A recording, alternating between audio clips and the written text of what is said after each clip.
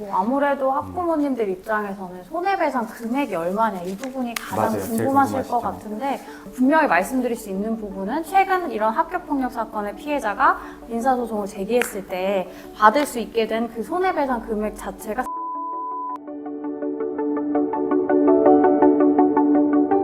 안녕하세요. 법무법인 지원 학교폭력 전담 변호사 장건수 변호사. 네, 김다희 변호사입니다. 네, 오늘은 좀 우리 아이들이 사건에서 학폭 사건이 발생했을 때 이제 학교폭력 신고하고 형사, 고소, 민사소송 각각 별개로 진행된다는 거는 이미 잘 알고 계실 텐데요.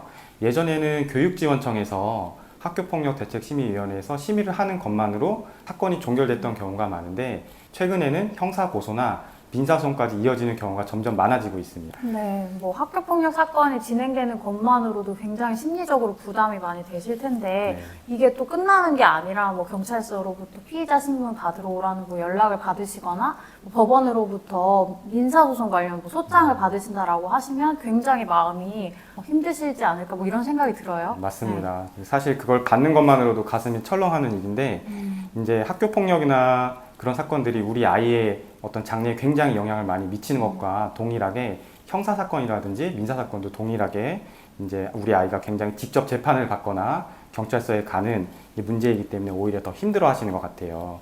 만약에 내가 부모인데 그래도 우리 아이가 최소한의 처벌을 받는다든지 불이익을 최소화하기 위해서 적절히 대응하지 못하면 어떨까 이런 염려도 되시고 또 이제 어떤 부모님들 경우에는 나 때문에 우리 아이 인생이 망가지는 건 아닐까 좀 자책감에 스트레스도 많이 받으시는 것 같더라고요. 네. 뭐 그런 의미에서 저희가 오늘 학교폭력 민사소송 관련 영상을 준비해 봤는데요. 뭐 지금 학교폭력 절차 이후에 민사소송을 이미 준비 중이신 분들이거나 뭐 이제 막 소장을 받으셔서 좀 당혹스러운 심정이실 분들은 이제 다른 곳에서 절대 보지 못할 영상이시라고 저희가 말씀드리니까요. 꼭 집중해서 시청해 주시면 좋을 것 같습니다.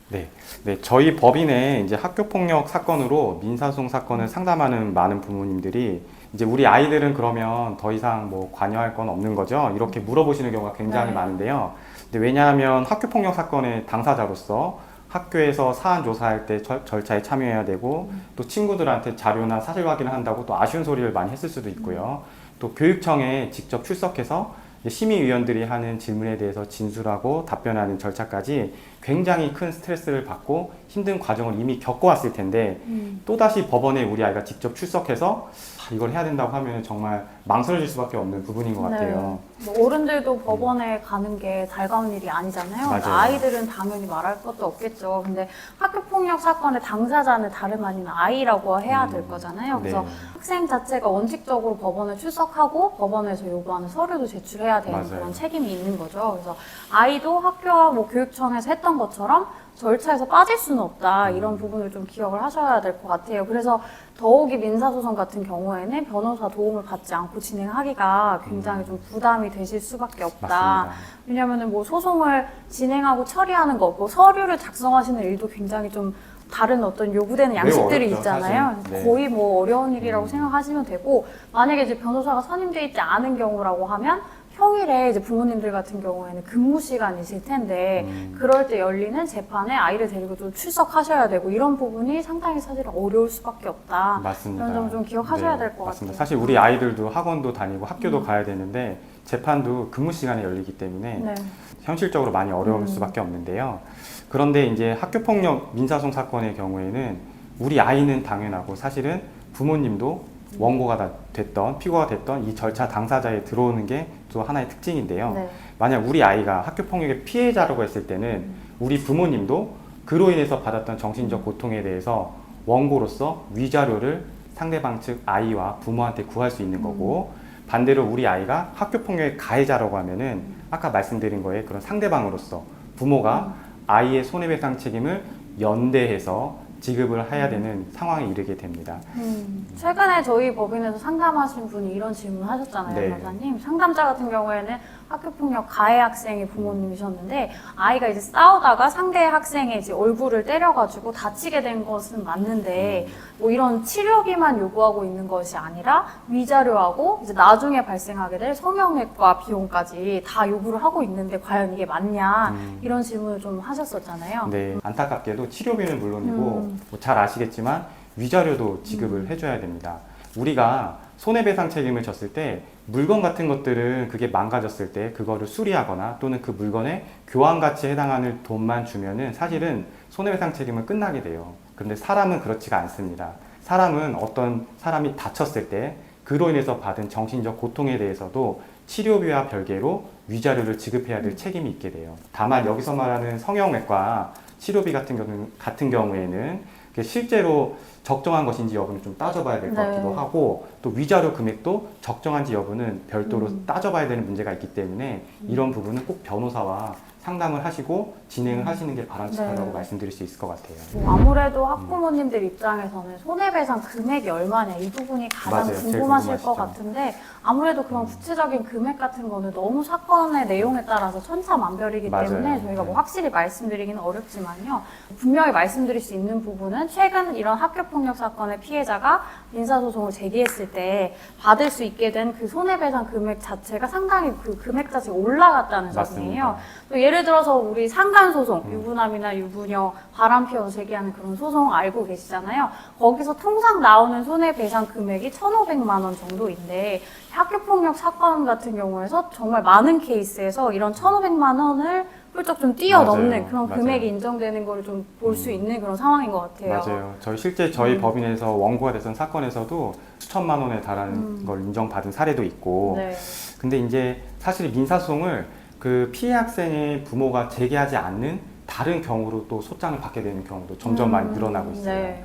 이거는 바로 학교폭력 예방법에서 이제 어떤 사건이 발생했을 때 그 피해금에 대해서 학교에는 다 학교 안전 공제에 가입되어 있는데요.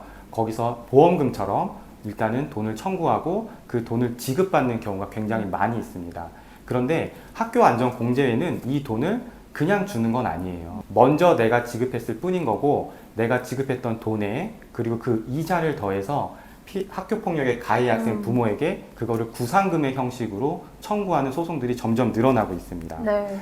근데 이제 문제 같은 거는 이런 안전공제 같은 경우에는 이 피해자가 지출한 돈이 이제 과연 이 학교폭력 사건으로 인해서 지출한 돈인지를 꼼꼼하게 따져보지 않는다는 그런 맞습니다. 점인 것 네. 같아요. 그래서 저희 법인에서 진행하고 있는 사건 같은 경우에도 중학생, 이제 여학생들이 친하게 지내다가 사이가 틀어져서 가해 학생들이 이제 1호 처분을 받은 그런 사안이 있었는데 2년 정도가 지나서 사실 새까맣게 맞아요. 잊어버리고 맞아요. 있었는데 일상 살아가고 있는 중에 이런 안전공제로부터 3천만 원 상당의 구상금을 지급해라 이런 내용의 소장을 받게 되는 그런 사건도 있었죠. 맞아요. 그 사안의 내용이라든지 그냥 이거를 듣고 계신 사안의 내용을 모르시는 분들이라고 하더라도 네. 아니 여학생들 사이에서 좀 사이가 멀어지고 좀 그래서 좀 힘들었다 하더라도 3천만 원이나 되는 돈이 이게 네. 말이 돼? 라고 생각하실 것 같아요. 그런데 이거를 그렇게 안일하게 생각하실 문제는 아니에요. 왜냐면은 이 신체 외상 같은 경우에는 치료가 되는지 안 되는지가 육안으로 확인이 되기 때문에 이제 병원에서 또 치료해 주세요라고 왔을 때 이제 그만 오셔도 돼요 이렇게 말을 하지만은 이제 마음의 문제는 사실 눈에 보이지 않기 때문에 네. 그렇지가 않거든요. 그 아이가 힘들어요. 계속 이렇게 하게 되면은 계속 정신건강의학과에 방문해서 치료를 하는 거고, 또 그 환자를 마다하는 정신건강의학과 병원도 없습니다. 네. 또한 이게 한 번 받으면은 그 수십만 원이 나오는 건 회당, 수십만 원이 나오는 거는 보통이고, 그리고 정신건강과 치료는 뭐 2, 3주 또는 한 달 간격으로 계속 정기적으로 받기 때문에 1년, 2년 정도의 돈이 쌓이게 됐을 때는 분명 몇 천만 원의 돈이 될 수 있는 거는 사실이에요. 네, 맞습니다. 다만 뭐 이렇게 치료비로 지출된 돈이라고 해서 다 배상해 주어야 되는 건 아니고 이 학교폭력 사건과 이제 인과관계라는 것이 있는 범위 내에서 이게 인정이 돼야 맞습니다. 타당한 네. 거잖아요. 그렇기 때문에 이런 부분 때문에 지금 소장 받으시고 너무 놀라시고 비슷한 고민하고 계신 분이라면 과연 이 상대방이 지급하라고 청구하고 있는 돈이 적절한 금액인지 전문가와 상담을 꼭 한번 받아보실 것을 저희가 권해드리고 싶어요. 네, 맞습니다. 지금까지 사실 학교폭력 민사소송 사건에 네. 대해서 좀 말씀을 드려봤는데요.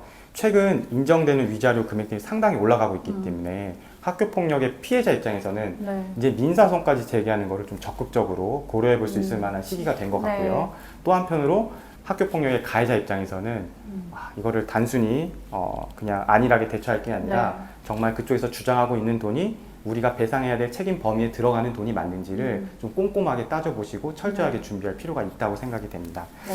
혹시 학교폭력 민사소송 사건으로 좀 궁금한 점이 많으시거나 좀 심리적인 고통을 많이 받고 계신 분이라면은 저희 법인에 언제든지 문의해 주시면 더욱 좋을 것 같고요.